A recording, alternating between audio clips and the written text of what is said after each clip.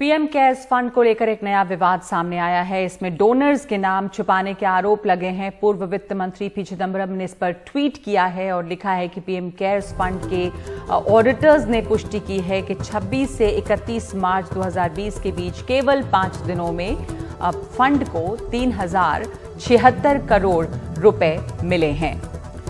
लेकिन इन दयालु दाताओं के नाम प्रकट नहीं किए गए। क्यों? प्रत्येक अन्य एनजीओ या ट्रस्ट एक सीमा से अधिक राशि दान करने वाले दाताओं के नाम प्रकट करने के लिए बाध्य हैं। तो इस दायित्व से प्रधानमंत्री पीएम केयर्स फंड को छूट क्यों है? क्या ये पूरा विवाद ये जानने इस पर और जानकारी के लिए चलते अपने सहयोगी संकेत उपाध्याय हमारे साथ मौजूद हैं। संकेत, तो ये जो सवाल अब पी चिदम्बरम ने उठाया है, ये एक फिर से मुश्किल है सरकार के लिए। जी हाँ, देखिए, हालांकि इस विवाद को सुप्रीम कोर्ट में भी ये गया कि पीएम केयर्स में ट्रांसपेरेंसी चाहिए, लेकिन उस पर एक स्पष्टता आ गई जिसमें सुप्रीम कोर्ट ने ये कह दिया कि अभी इसमें कोई दखल अंदाजी नहीं होगी और सरकार इसको जहां खर्च करना चाहती है वहां खर्च करे। लेकिन आइए पहले ये जान लें कि क्या पूरा मसला क्या है। ये ताज़ा विवाद जो है कांग्रेस और भारतीय जनता पार्टी के बीच में, वो किस मुद्दे पे उठा है। तो सबसे पहली बात हमको समझना पड़ेगा कि पीएम केयर्स में हुआ क्या। दरअसल एक ऑडिट स्टेटमेंट आई है, जिस ऑडिट स्टेटमेंट में जो दानदाता हैं यानी कि जो डोनर्स हैं उनकी लिस्ट नहीं है। आप यूं कह सकते हैं, कांग्रेस का आरोप है कि ये डोनर्स लिस्ट छुपा ली है। दानदाताओं की जो सूची है इसको उन्होंने इसका प्रचार या प्रसार नहीं किया है। अब एक चीज अहम जाननी जरूरी ये है कि ये जो नोट रिलीज हुआ, ऑडिट लिस्ट जो रिलीज हुई, उसमें पीएम केयर्स को 3,000 करोड़ रुपए 5 दिन में मिले। ठीक है, ये जानकारी मिली कि 3,000 करोड़ रुपए पीएम केयर्स फंड को 5 दिन में मिले।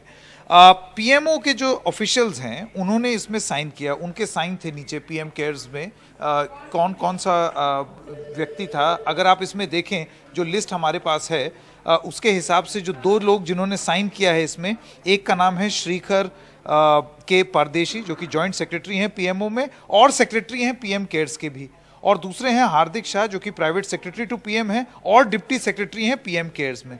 तो पी चिदम्बरम जो कि पूर्व वित्त मंत्री हैं, उनका ये कहना हुआ कि एक तरफ तो आप कहते हैं कि ये सरकारी एजेंसी नहीं है और दूसरी तरफ सरकार के ही कुछ नुमाइंदे जैसे कि श्रीखर के परदेशी और हार्दिक शाह उसमें नीचे साइन भी करते हैं ऑडिट स्टेटमेंट में। तो ये दोनों चीज़ें कैसे हो सकती हैं? अब दरअसल अगर मैं आपको दिखाऊं तो ये एक आरटीआई है जो कि हमारे सहयोगी अरविंद गुणशेखर ने भेजी, जिससे ये जानकारी प्राप्त करने की कोशिश की उन्होंने कि बोर्ड ऑफ ट्रस्टीज़ में कौन कौन है, डोनेशंस का ब्रेकअप दे दें, फंड कहाँ कहाँ मिला, कैसे नहीं मिला। उन्होंने एक बात जानने की कोशिश की और इसके जवाब में अगर आप देखें, ये वाला लाइन अगर आप यहाँ जूम करें तो आप देखेंगे रिमार्क्स में लिखा हुआ है, PM cares fund is not a public authority under the ambit of section 2H of the RTI act. However relevant information of PM Cares you can get from the website pmcares.gov.in। यानी कि ये एक public authority नहीं है PM cares fund.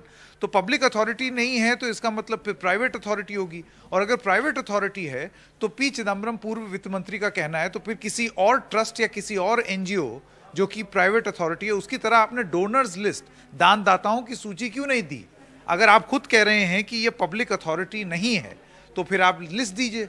सरकार ने अपनी तरफ से भी कुछ दलील पेश की है, हम आपको उसके बारे में भी बता दें। जो गवर्नमेंट सोर्सेज के आधार से हमको पता चला है, इसमें लोगों का ये कहना है, चिदम्बरम के सवालों पर जो उन्होंने ट्वीट किया उस पर सरकारी सूत्रों से हमें जो जानकारी मिली है वो ये है कि पीएम केयर्स एक सार्वजनिक अथॉरिटी नहीं है।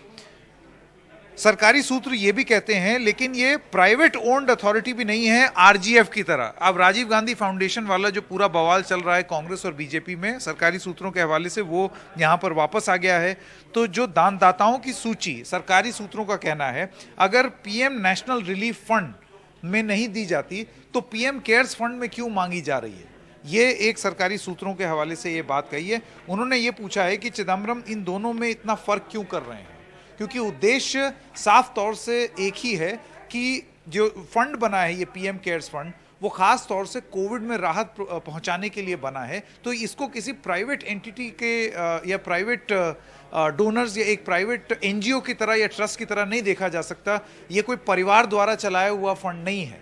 अब परिवार का जिक्र इसलिए हो रहा है क्योंकि आप भी जानते हैं और हम भी कि राजीव गांधी फाउंडेशन कांग्रेस की जो एक फाउंडेशन है और पीएम केयर्स, इन दोनों को लेकर के ये दोनों पार्टियां कैसे एक दूसरे पर सवाल जवाब करती रहती हैं। तो एक बार फिर से पीएम केयर्स एक राजनीतिक उठापटक का या राजनीतिक अखाड़े में उठापटक का एक केंद्र बिंदु बन गया है। लेकिन अब देखना ये होगा ये आगे कहां तक जाएगा। अभी तक सरकारी सूत्रों से हमें ये पता चला है कि एक ऑडिट लिस्ट जारी हुई है, लेकिन उसमें दानदाताओं की सूची नहीं है।